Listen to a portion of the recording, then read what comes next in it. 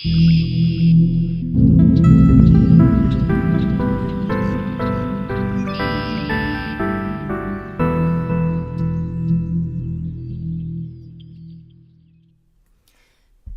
you for joining the Birds on Powerlines podcast as we continue our thoughts on Doctor Who with Ncutigatwa's first season as the 15th Doctor and Millie Gibson as Ruby Sunday. We already had a podcast on the first 4 episodes, Space Babies, Devil's Cord, Boom, and 73 Yards, so check that out as well. And with this installment, we're talking about Dot and Bubble, Rogue, The Legend of Ruby Sunday, and the Empire of Death. We hope you enjoy the conversation.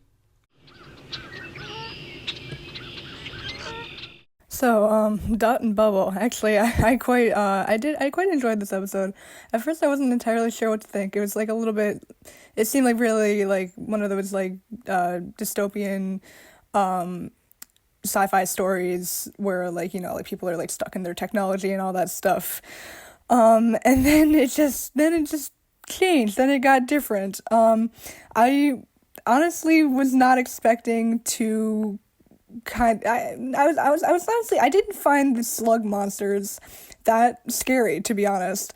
But I did find the dot and the dot and the bubble actually, but the dot especially quite scary. Much more so than the like main like. Well, I guess the big monsters that are presented to the viewer, initially.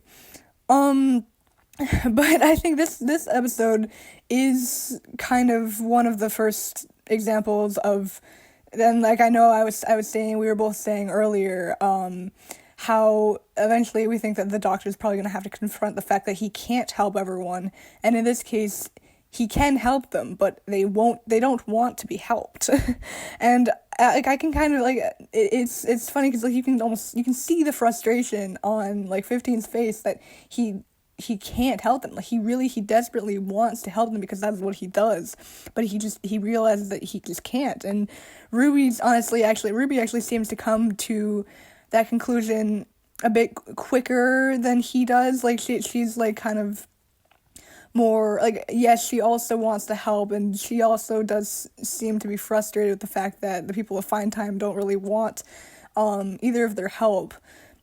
But like I think like she almost has like a look of less frustration and more just despair or resignation when like in one of the scenes I liked the most was one of the last scenes when they just set off down the canal like into the outside world, and Ruby and the Doctor just like staring back at them, just almost just completely done, because they of course spent this entire episode trying to help all of these people, and especially Lindy, and for it to basically just go to waste more or less. But actually like I think like, and like a lot of the social commentary in this episode actually, funnily enough, well, not really funnily enough, but it actually kind of went over my head until like right at the end, when I realized that yes, this episode is about like, it is a commentary on the dangers of like keeping a small social bubble, of course, like Dot and Bubble. And the bubble is like preventing these people from seeing what is really going on around them. So yes, it's a social commentary on that, but like quite honestly, I did not realize until about the very end that they do, like all of the people in Finetime, they do treat, or at least Lindy most especially, they do treat the Doctor and Ruby quite differently. And I honestly, that did not connect with me until like right at the end. And I think on a second watch through, I probably would have realized that a little sooner, but there it was. But yeah, I think, and it is especially interesting that the actress who is playing Lindy's mother was also the face of the ambulances in Boom. And I think that is what they meant in the previous episode when they were which one was it? In the episode with Maestro, The Devil's Chord, when they were singing, like, oh, there's always a twist at the end, and that actress's name is Susan Twist. And I think that's interesting that, that now, like, both the Doctor and Ruby are realizing that she is in a lot of the episodes, and, like, they're recognizing her, and I wonder what that might mean for, like, the continuity of the universe and such.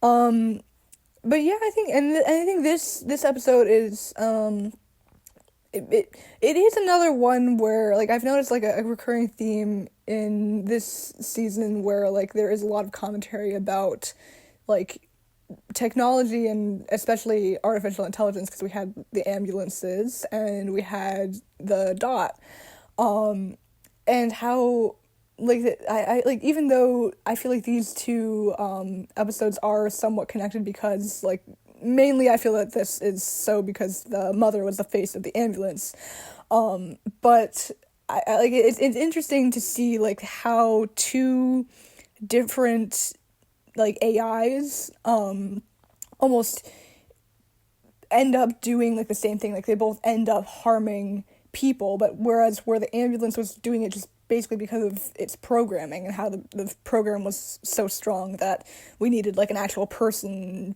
AI to go in and override it, whereas this the dot just, like, this killing people, obviously, and making slugs to kill people was obviously not part of its programming, but it was alongside the people of Finetime and their parents on their home world and such.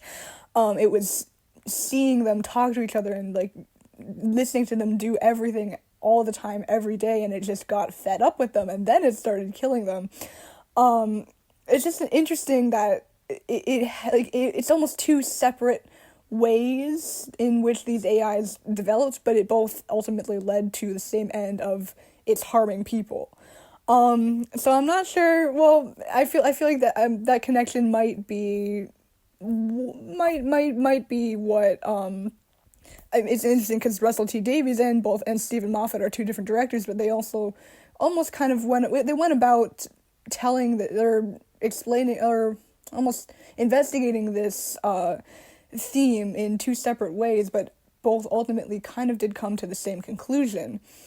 I just think it's interesting. I'm not sure if we'll see any more of that since we've only got another 3 episodes left.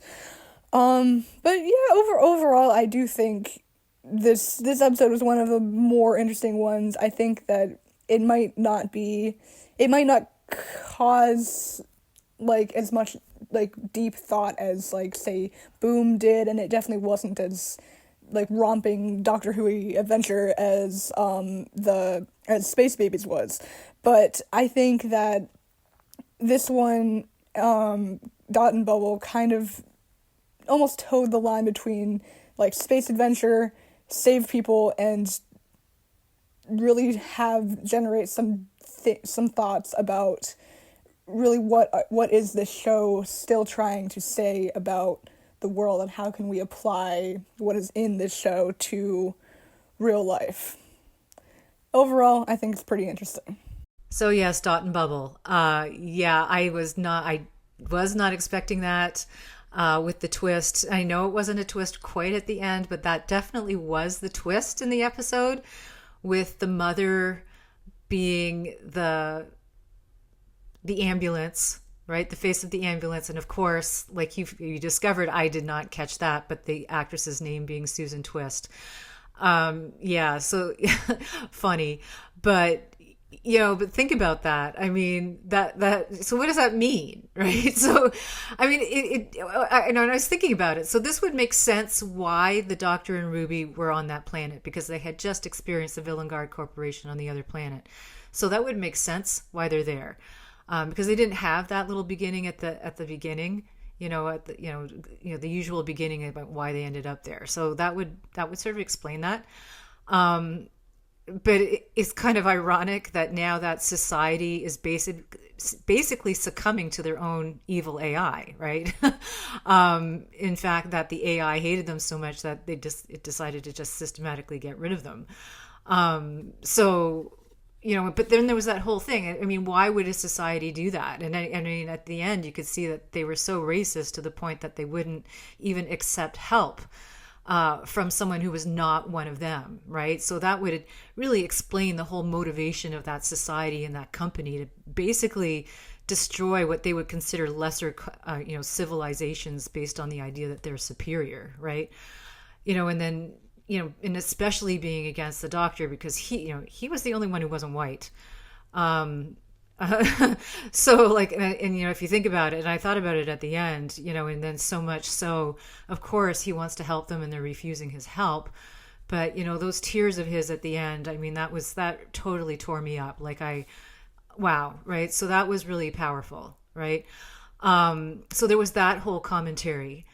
And that, racism can still exist in the future, right? That could still be.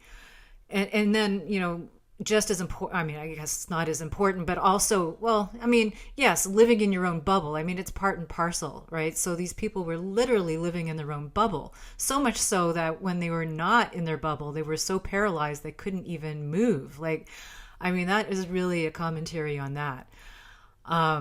And then the other thing about, the most evil monster, because you could sort of relate to the AI, right? I mean, wanting to destroy them because it was just so mad at them and hated them so much, right? So, I mean, so in a way you're thinking, well, but really the biggest evil monster was essentially Lindy for letting, Rickyseptember die in her place. Like, I mean, right? I mean, that was nasty. And then just, covering up for it. I mean, you can hardly...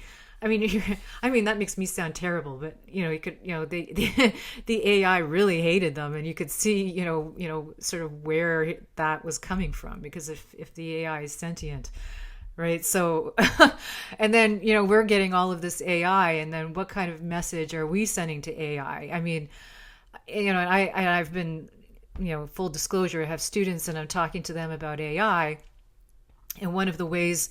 Some people who work with AI, they want AI to learn by, watching what humans do. Like, we should be able to give the values to the AI, which myself and my students think is crazy. We had this conversation about that in my class. So, and I know you want to get into AI. So, that was a lot to unpack in this episode. And I mean, what seems sort of frivolous at the beginning, because those monsters really weren't that scary, right? I mean, they were doing something gruesome, but I like you, I didn't find them as terrifying as the other things that were going on. So yeah, like this episode is definitely going to be a rewatch. And now that we're past the halfway point in this season, I'm thinking, well, in between seasons, we can rewatch this and start thinking about this again. So yeah, I really think that this was a very important episode, and you could see that it was continuing along with the storyline because of the twist and the ideas that were happening there. So yeah, let's keep going with the next episode.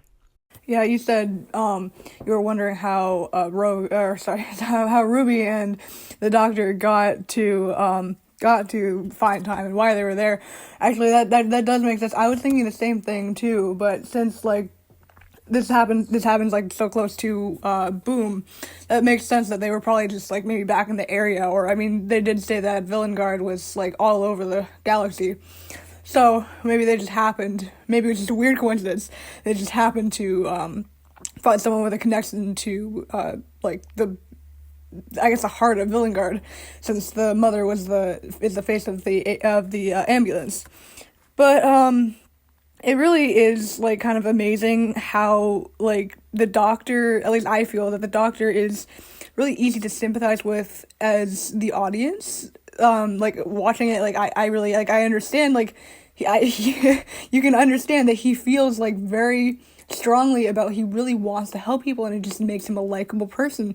But to the people that he's interacting with in the show, like the people of Finetime or other characters, he isn't nearly as, like, he needs to try much harder to win them over.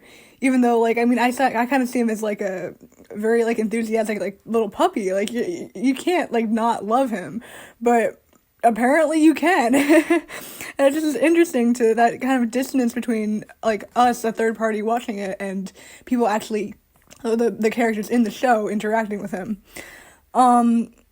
But yeah, I mean, for me, as I said, the entire episode is very interesting. You said because I want to study AI, like you said.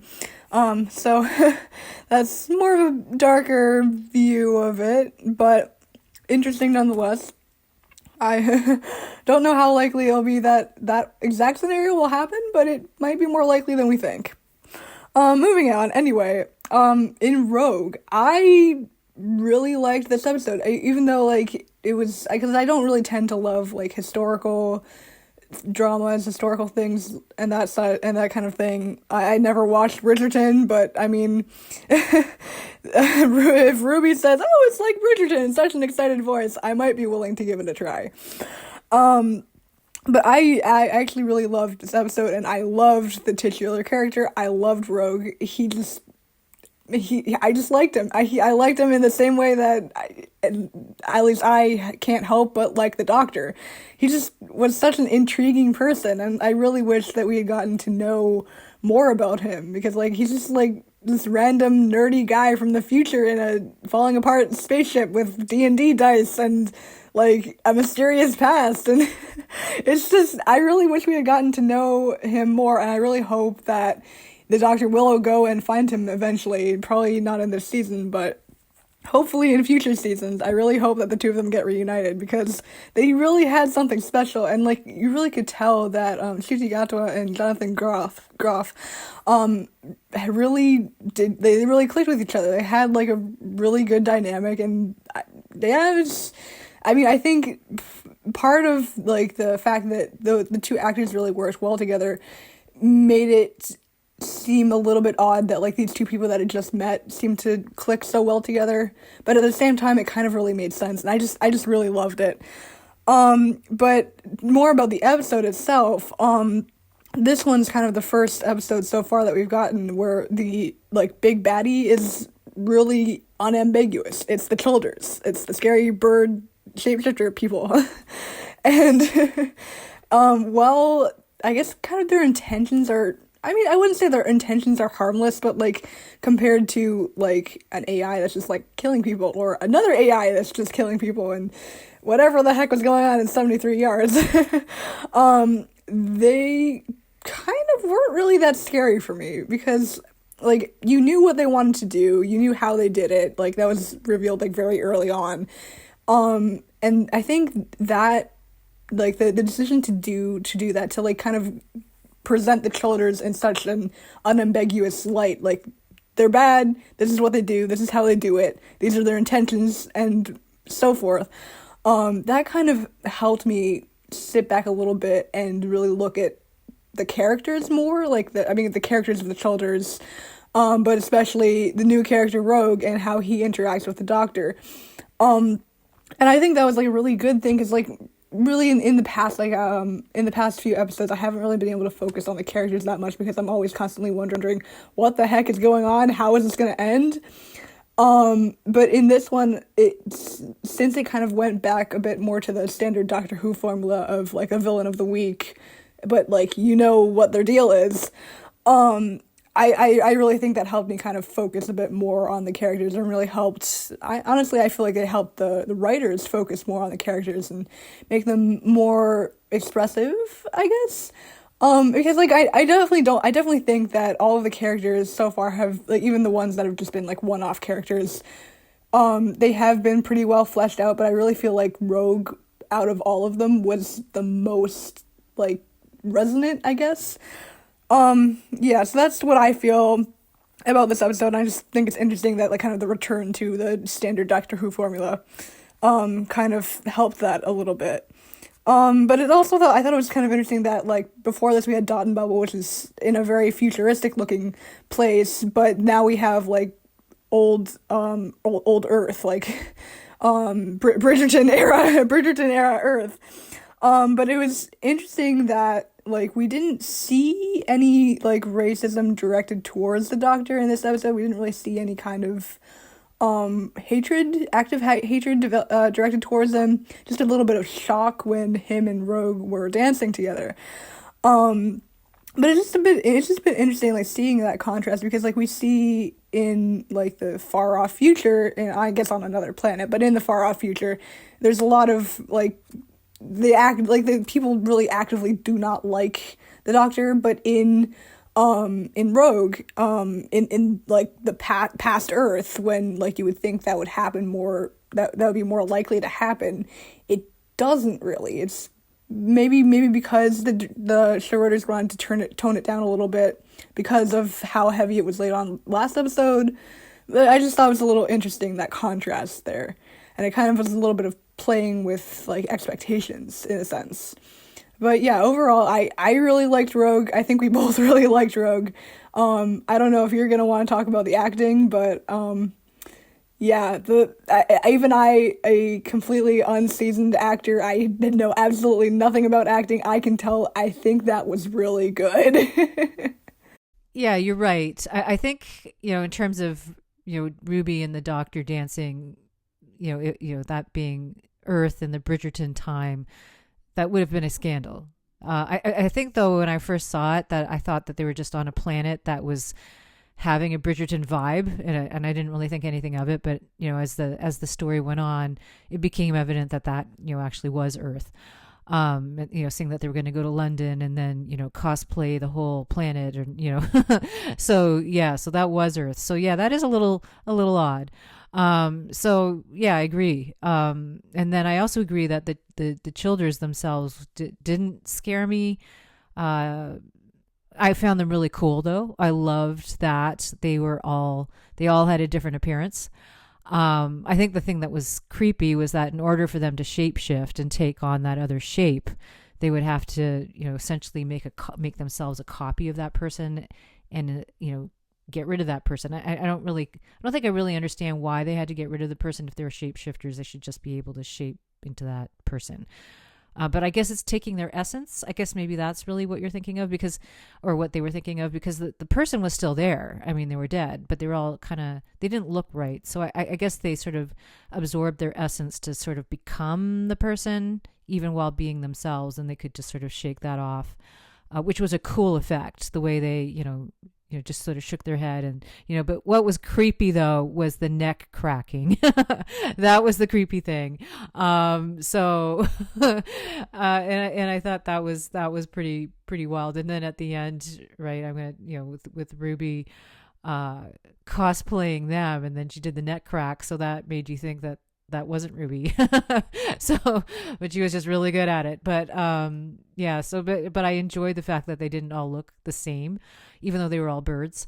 And then the fact that they were cosplaying. So I think that was an interesting choice. Instead of, role playing, just thinking, what does that mean about what they were thinking about people who cosplay? So I totally don't think that they think that cosplayers are that they would go to those extremes and, want to become that person. But I just thought it was interesting that they chose the idea of cosplaying. So that was like, so that was sort of an interesting concept. And then, your comment, do I want to talk about the acting? Oh, yes, I do. Of course I do. Oh, my God. As someone who is an actor, seeing this episode, be still my heart. Oh, honestly, the chemistry between Ncuti and Jonathangroff, seriously, it was so good and so fun. Right from that balcony scene, just Rogue, the Doctor, just the Doctor. Oh my God. Oh, that was just so good. Oh my God. Give me more of that. And then, at the end with the kiss, oh dear. Oh my goodness. And the dance, oh dear. That was just so good. You could just see the chemistry between the two of them, and they really went to that place. It was just, as actors will know what I mean by going to that place. Oh my God, I almost cried seeing that. It was just such a joy to watch that. So again, give me more of that, seriously. Oh, totally. So I really hope that we see more of Rogue, and that they do search for him and eventually find him. I don't think that's going to be this season, obviously, but wow, that's a character we need to see more of, in that total chemistry between those two actors. So yeah, and then of course the twist at the end, they always have to do that. And then I already was talking about that, of course, with Ruby being Ruby, and then losing Rogue, and oh wow, okay, that was fabulous. And yeah, that, I think, I don't know, I still really enjoy the Devil's Cord. So I don't know which is my favorite at this point, if it's Rogue or if it's the Devil's Cord, but oh my God, I mean, for different reasons. But I think I'm going to go with Rogue right now. So yeah, we need more of this. Let's see what happens with The Legend of Ruby Sunday, because hopefully we're going to hear more about that recurring face. So let's find out about that, because that's sort of the mystery right now. Enjoyed that. I loved Rogue. I mean, I think that the reason the Chuldurs had to shapeshift so violently was to kind of create tension and make them seem even more dangerous than they were. Because, I mean, just some weird bird people, like, shapeshifting into people, and that would kind of cause a bit of confusion and chaos, but actually killing them by shapeshifting into them would be a little bit more threatening, I would say. And that probably would explain better why Rogue is like pursuing these aliens so relentlessly, and why the Doctor needs to. I mean, of course, like, it would be a little bit chaotic if the Chuldurs didn't like kill the people and they just, like, I don't know, made them, knock them unconscious or something and cosplayed it as them. But it seems like a much more pressing matter when they actually like kill them with all the lightning and special effects. But I also thought, like, Ruby was really, really smart this episode. I mean, we've already seen that, like, her character is she thinks very well on her feet.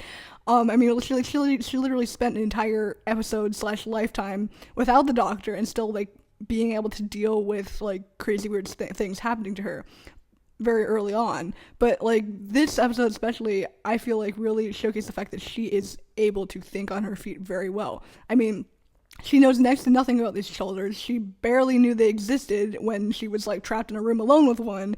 And, of course, like, the one that she was trapped with happened to be the person that she had gotten very close to.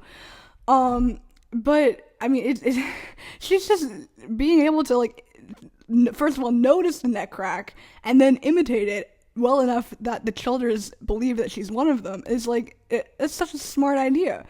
But anyway, on to the next episode, The Legend of Ruby Sunday, 7th episode, episode 7. We're almost done. I'm honestly not sure what to think about this one, because, like, I kept wanting to know what the heck is up with the characters played by Susan Twist. Why is she everywhere? But I didn't want it to be like that. And by that, I mean another big mysterious baddie that apparently has not been used since, like, the 4th Doctor or something. Pyramids of Mars. That, like, I think it's really interesting that the showrunners are deciding to bring back all of these, like, one-time, one-off characters and make them big, huge villains, like, big problems that the Doctor just didn't defeat. Like, he defeated them in the past, but did he really? Not really. And all the stuff that was happening with 14 kind of almost undid a lot of the progress that the Doctor made. I mean, I'm going to be interested to see if in the next season or following seasons there's going to be more of these characters that, like, we thought they were gone, but they're really not. Especially from, like, they're drawing all of the inspiration from old Doctor Who instead of new Who. Yeah, it's just interesting, but actually, it's a little bit funny because, like, I am, like, a total mythology nut. actually did not know that Sutekh was another name for Set. But we learn new things every day, I guess. And I'm kind of curious to figure out how this is connected to Ruby's mother, and like we still kind of haven't gotten answers as to what this has to do with Ruby herself. Like, why are all these things happening around her, and we still don't know why is she that old. Like, could she be related to Sutekh somehow? Like, is her mother related to Sutekh? I mean, there's a reason that Sutekh was hiding in the like videotape recording of when her mother dropped her off at the church all those years ago, and it's just, there's a lot of questions that I need answers to, and all this episode did was give me more questions. But I really do like the fact that the showrunners are like actively choosing to make callbacks to like the past of Doctor Who, and like especially because like 15 came about in such an odd way, like by generation. It never happened before, and now we've got two doctors running around at the same time, kind of. I don't know, time is weird, but we've kind of got two doctors running around at the same time, and all of these new things are happening with 15, and then a whole bunch of old things, really, really old things, are coming back. And it's very interesting how like the showrunners are, especially like russelltdavies, is making this bridge between the old and the new. It's very interesting. But I mean, I love seeing Unit again. I really like that. I love Kate Lethbridge-Stewart, and I really love Morris Gibbons. He is, I love that character. I hope we get to see more of him. But and the Blinks too. I like the Blinks quite a lot. Honestly, I feel like we should try and go back and see like where the Blinks came from, actually, because it seems to be a very interesting character. But I'm very worried about Mrs. Sunday. I'm a little bit worried about her. We're a little bit worried about her being left with Miss Flood. I mean, we were discussing earlier. We thought that Miss Flood had something significant to do with like the whole haven't you ever seen a TARDIS before and breaking the third wall. That's another thing. Mrs. Flood breaks the fourth wall, and like as I said, like in past episodes, all of the like otherworldly villains break the fourth wall at some point. We haven't seen Sutekh do that, but we've seen Mrs. Flood do it. Something's up there. Not sure what, but something is definitely up there, and we're not entirely sure who Mrs. Flood is. Like, is she another Harbinger? Is she something else? What is she? Yeah, but I also didn't really see the twist with Susantriad being another Harbinger of, or not even a Harbinger, she's like the manifestation of Sutekh. I didn't see that coming. I genuinely did think that, like, up until that big twist, that she would be, like, the Doctor's long-lost granddaughter. I really honestly thought that, but I guess, oh well, because that would have been nice. Another, like, callback. And again, more callbacks to old Who. I don't know what they're leading up to, but whatever it is, I guess we'll be along for the ride until the next episode. Yeah, I was thinking about Rogue as as I was listening to what you were saying, and we never found out what happened to Rogue's other or his group or who his companions or whatever, his family. And in terms of being a bounty hunter, I mean, he never said who he was working for, and I almost feel like maybe he's doing this for himself, right? You could see the state of his ship was just a disaster. So he's clearly going through something, and I'm almost feeling like he's hunting the chuldur for himself. And, so maybe they have something to do with that, and maybe that's what was going on there. But you're right. Yeah, Ruby catches on really quick, and in that regard, and plus her no-nonsense attitude is very much like Donna Noble, and which is, I think, is a really great attribute, because especially, Doctor Who now, I don't think that the audience is, really willing to take one of these female companions who's so, like, like we've seen in the earliest, and look, I was young at that time, and I get it. Women were basically just doing what the men were telling them to do. So there's an element of that. But now they're much more progressive and more have things to say, and I think that Ruby's much more on point with that. However, there is that soft spot with the mother, and then she starts not thinking clearly.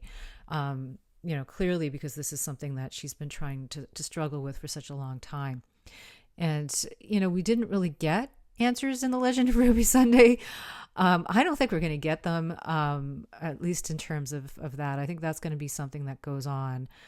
But in terms of the other characters, I hope we do get some sort of, closure, and, thinking about Mrs. Flood, right? And you're thinking, well, is she a harbinger? And I don't really think so. So I think there's more to going on with Mrs. Flood, and the same thing with Susantriad. I mean, Susantriad, I don't think she knows. I'm sort of speculating on that, but I don't think she was really aware that Sutekh or Seth was controlling what was going on with her, because she was saying that this was just in her dreams. So in that regard, she's sort of his avatar in a way, right? He's, so he's everywhere but through her. And I don't know if she was really aware of that. And I really don't think so. So that's sort of my opinion on Susantriad. And I think she's just the unfortunate victim of his, his desire to, to come back, the manifestation of that. So how was that facilitated? I don't know if we're going to find out. And then, in terms of, what you were saying in terms of callbacks or hearkening back to past episodes and seasons and, years back for, Doctor Who, and this going back to Pyramids of Mars, which is, way back. Right. And, for me, and I know that there's, I don't know, the Doctor Who fandom is different than other fandoms, and they seem to want that right now. But I'm not someone who has been watching my whole life. I mean, I could have been, clearly, but I don't understand now why that's so important. And I mean, clearly they haven't done anything with Sutekh since a long time ago. It looks like the 70s or something like that, or so I'm not exactly sure when Pyramids of Mars was out.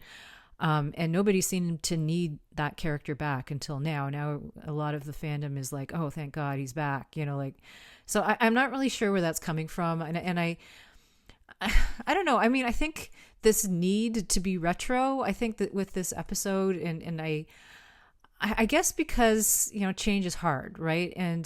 And there's a lot of things going on right now. And I mean, I think way back in the day when we were watching shows, and because, in the 70s, and I wasn't I mean, I was born in the 60s, but I wasn't watching things like Doctor Who in the 60s. But, we were just glad that there was cool stuff on TV, right? Like, there was just, it was just so great to have, science fiction and speculative stuff on television.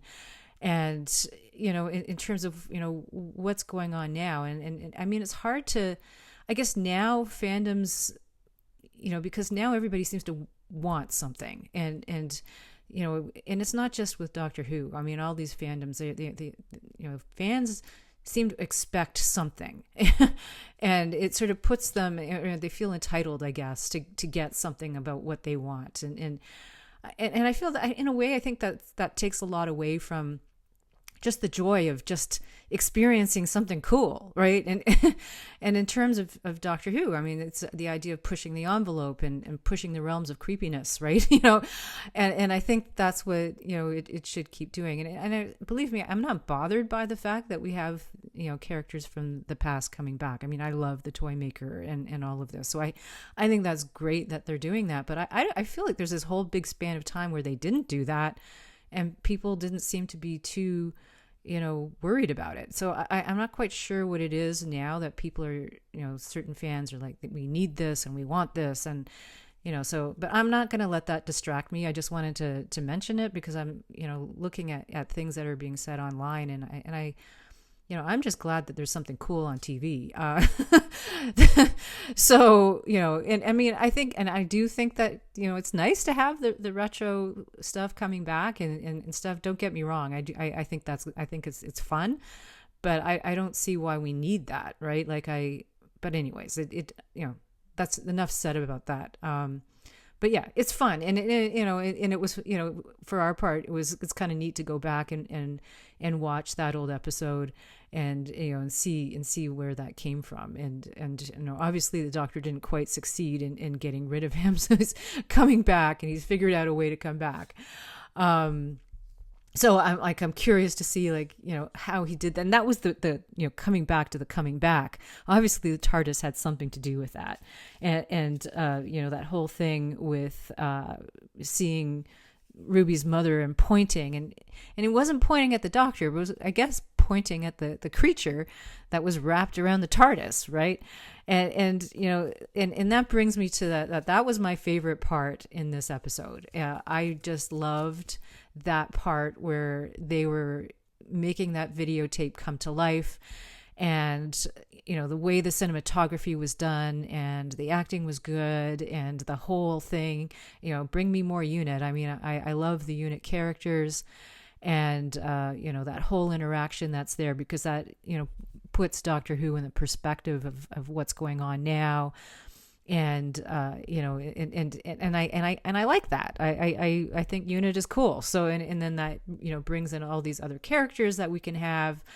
So that's really, I really enjoyed that. And then I think the other thing that I enjoyed is still this thing with Mrs. Flood, and you were saying you think that she's maybe she's a harbinger, but I think she's more than that. I mean, and that's the one thing I do hope we're going to get an answer for is, who exactly is Mrs. Flood, because she's not even at unit, and she knows that Sutekh is coming, and and we know that she knows what a TARDIS is, and and it's just weird that she moves in, or that she ends up being Ruby's neighbor, and it almost is like a planned thing to help bring Sutekh back, or I don't know, but there's clearly she's more than a harbinger. Like she's there, and Ruby is somehow connected with that, because for some reason this woman is the neighbor, and then the person who is her mother, or we think is her mother,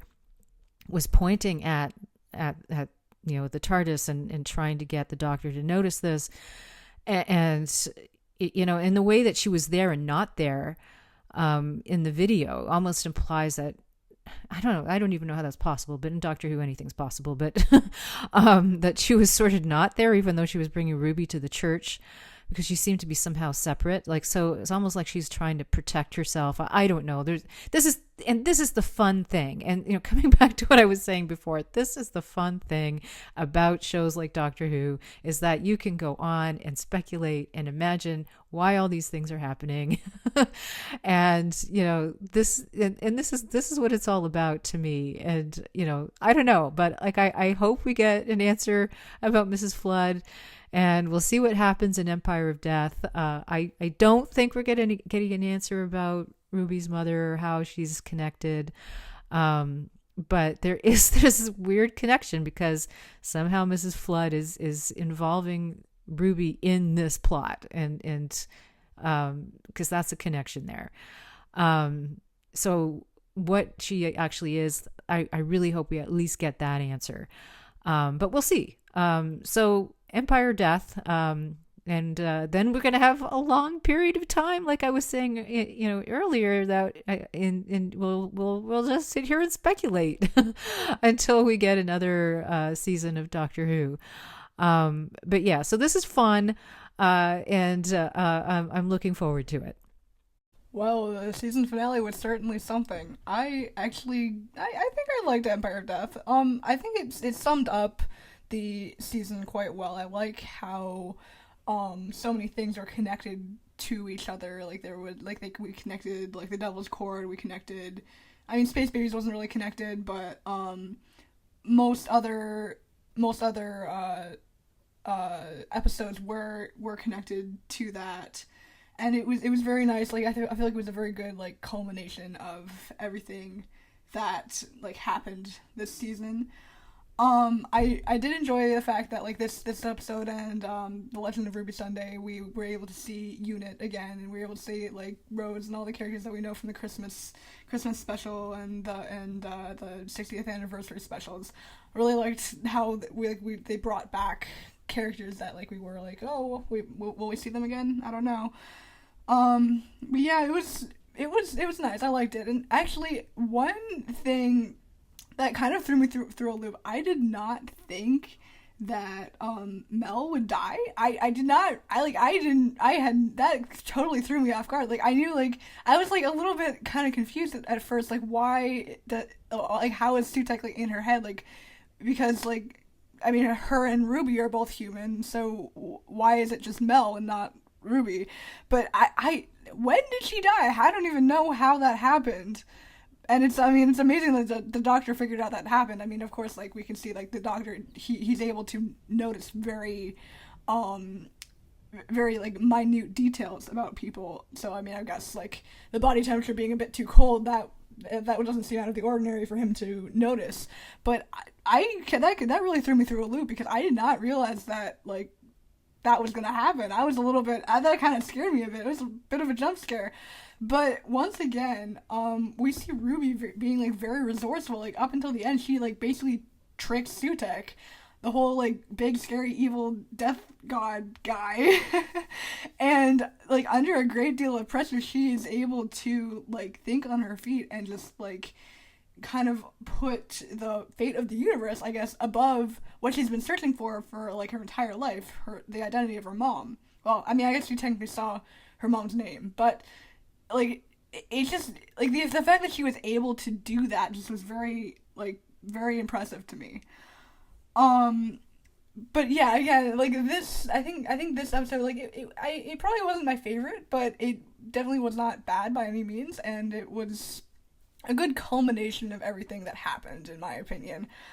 Yeah, so I actually was genuinely a little bit worried, like, will all of these characters like actually like permanently die? I mean, it wasn't a real possibility in my mind, but I was like, yeah, that's yeah. But like then again, I do also feel that like yes, while I'm glad that this episode wrapped up in one fell swoop, we don't have to wait for a cliffhanger or anything. We got rid of the big bad guy. There's still some stuff that's like, what is Mrs. Flood doing? What is that? What's going on there? But like, I'm glad that we're gonna see Ruby again. We're gonna see her family again. But I feel like the episode was a bit fast paced. Just a little bit, because like it spent like the entire season and the entire like last episode building up to this big scary bad thing that the Doctor has to defeat, and then it kind of just Ruby drops the tablet on the ground. But I also again, like, I did kind of see the fact that, like, Ruby's mom was just some random ordinary person. I did see that coming, to be honest. I actually did think, before, going into this episode, what if she's, like, not even special at all? Like, what if she's not special at all? And that did end up happening. But then again, like, I do still have a few questions about, like, why could Sutekh not, like, figure out who Ruby's mom was and find her, and like why was he so bent on finding out who she was? It's a little bit odd to me. And I still feel like there's a little bit more going on here that we don't know yet. I mean, there's a reason that Ruby's coming back next season, even though she's not. Well, I don't think she's going to be the main companion, but or the only companion. But there is a reason she's coming back next season, even though things look like they're tied up with her, like they're all neat and wrapped up, and she found out who her mom is, everyone's happy, blah blah blah. She's coming back next season for a reason, and there's still things that don't quite make sense. Yeah, so I don't know what you thought about it, but I still do have questions. Primarily, what is Mrs. Flood? Why is she so scary all of a sudden? Like, I thought she was just some nice old neighbor next door, but no, she's not. What is she? Anyway, so I hope that's definitely gonna be answered next season.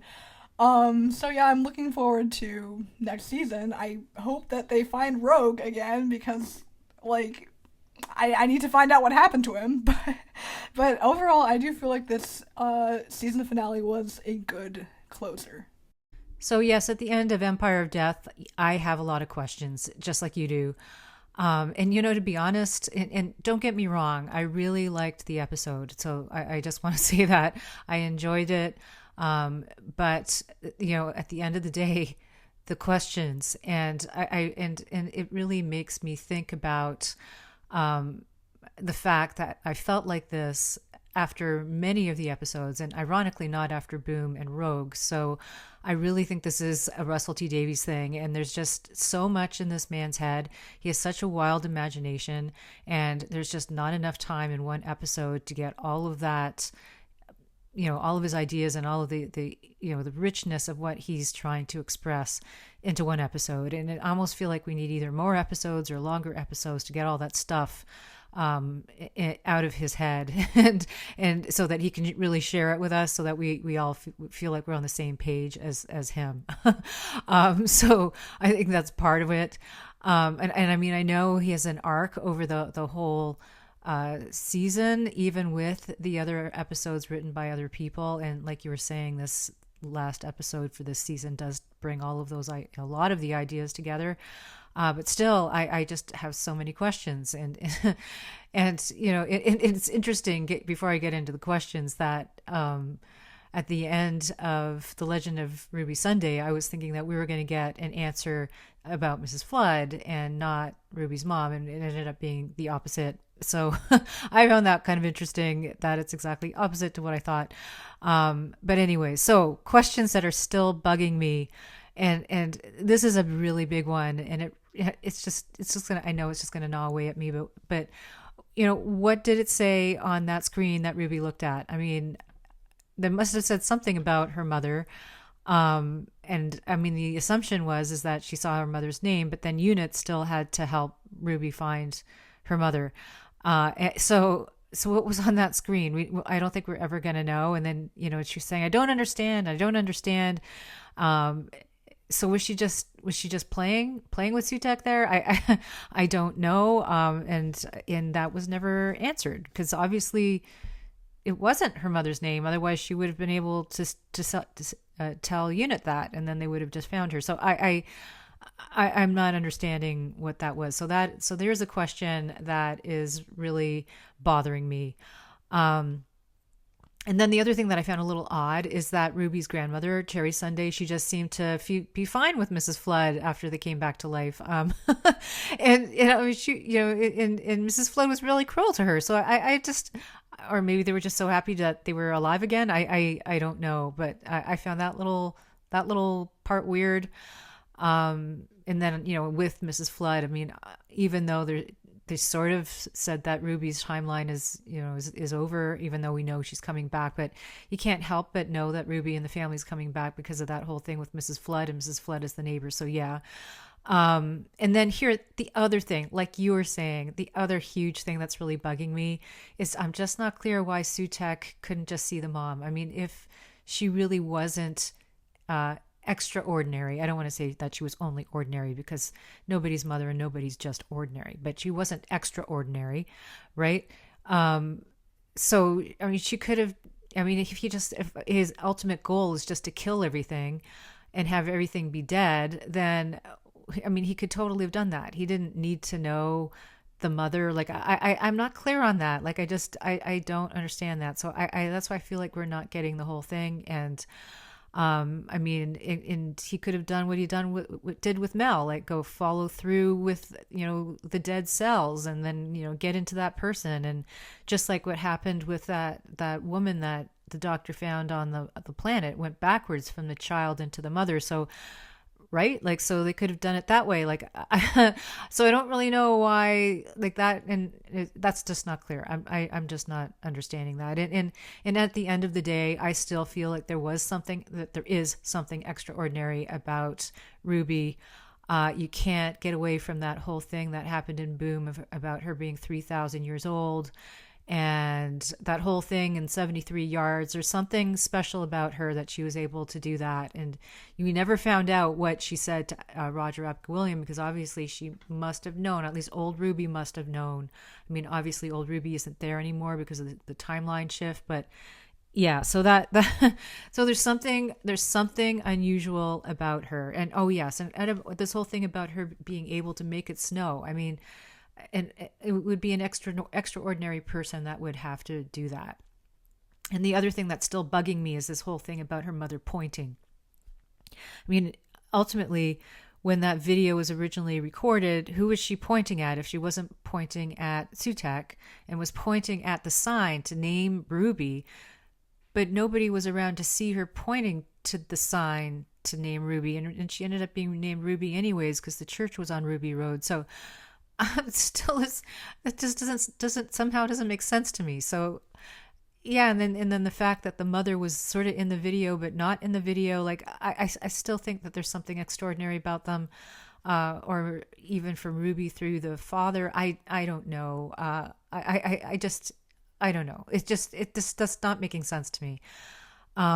But yeah, so these are the questions that are still burning inside my mind, and we can now speculate on them because I don't think we're ever going to find out the answers. Because to be honest, like a lot of the holes that I got filled in, I find out afterwards by looking at the YouTube channel for Doctor Who and stuff like that, and other people talking about it, or things I missed in the story. But I don't think I missed anything here. Or not everything that was put. I don't know. Maybe I did. I don't know. But so I have these burning questions.